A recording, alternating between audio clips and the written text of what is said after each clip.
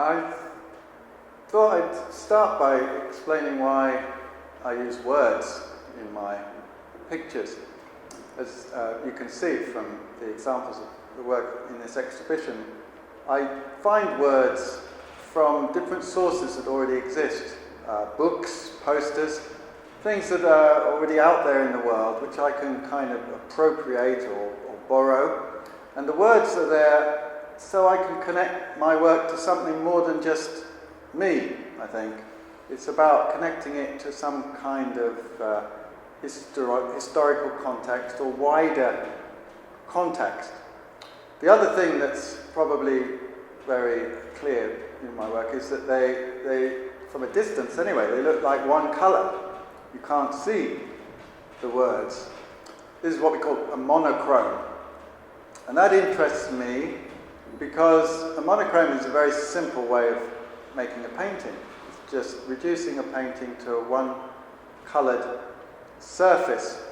So what you get when you look at my pictures, I think is, and if you move in front of my pictures, is you see them first as one colour, and then as you come closer, you see them as a surface covered in some kind of text.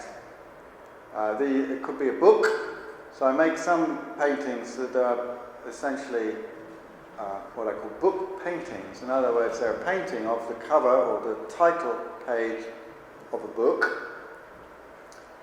My most recent works, though, take a fragment of some source, and each fragment has one thing in common. They all have a date on them, a year from the 20th century.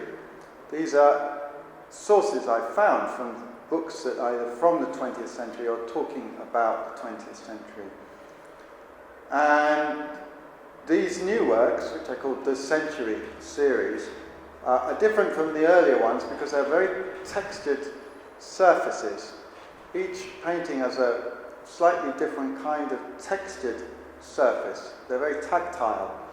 And also they have layers of paint. So although they might look like one colour at the beginning, actually there's several colours in there. And when you come up close to look at them, you can see that detail. And so what might at first look very simple, when you move in closely, it becomes quite complicated.